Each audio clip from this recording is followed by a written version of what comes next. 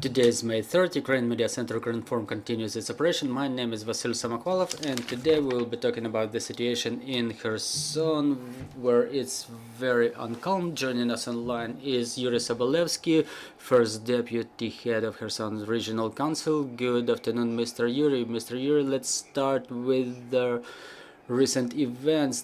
The center of Kherson has been shelled just now. There was the shelling of railway station in the morning. So what's going on in the city?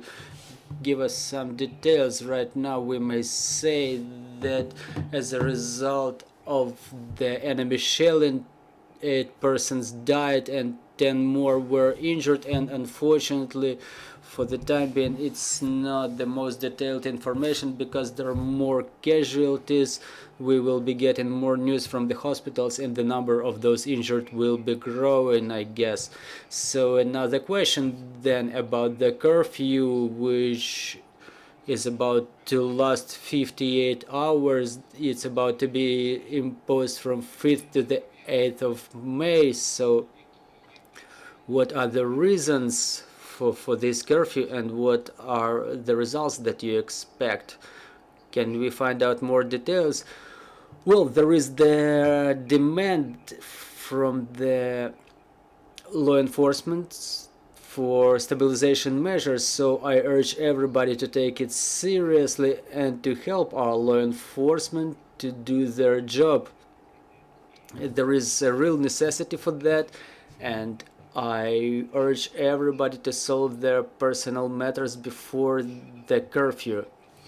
Well, to buy food, water, pharmacy products, will the citizens be allowed to do that, or they should better take care of that before this 3-day period? Well, you have to get prepared ahead.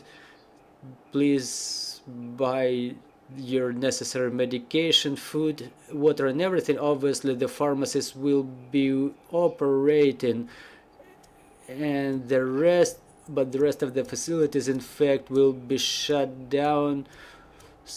There will be evacuation measures going on with relevant transport. Those processes will not be suspended, but with the rest of the things you have to wait a little bit. Let's proceed to the questions from the floor. Good afternoon, Olga Panasenko, Ukrinform. Regarding the evacuation, we've seen the railway station shelling today. On the 29th of April, the military governor of Kherson mentioned about the alternative ways of evacuation.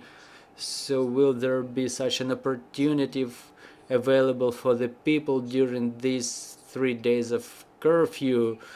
Are they going to be able to leave and to live in a safe and secure manner? Thank you for this question.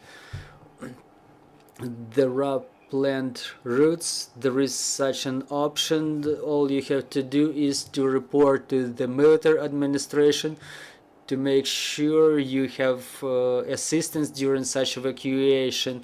But as to the personal evacuation, if you want to get evacuated by yourself, you have to either do it before the curfew or otherwise report to military administration, who will assist you with centralized evacuation. They will support you in evacuation along with your family. Do we have any more questions on the floor? Yes, another question of completely different nature. Last week there was an extraordinary session of the Kherson Municipal Council. So have there been reviewed any issues of the collaboration as deputies, and will there be the requirement for the current deputies to return back to the region if they are currently outside? Thank you. Thank you for your question. Regarding the collaboration is in the ranks of the deputies, the resolution was taken to deprive Deputy Litvin, who is suspected in collaborationism, and there was a resolution to include from the Sluga Narodu deputy fraction the servant of people to exclude Kovalov Yurii and Yurii Danilov. It's clear. Thank you very much. Joining us was Yurii Sobolevskyi, the first deputy head of Kherson Regional Council, who reported about the situation in the region. Thank you very much. See you shortly.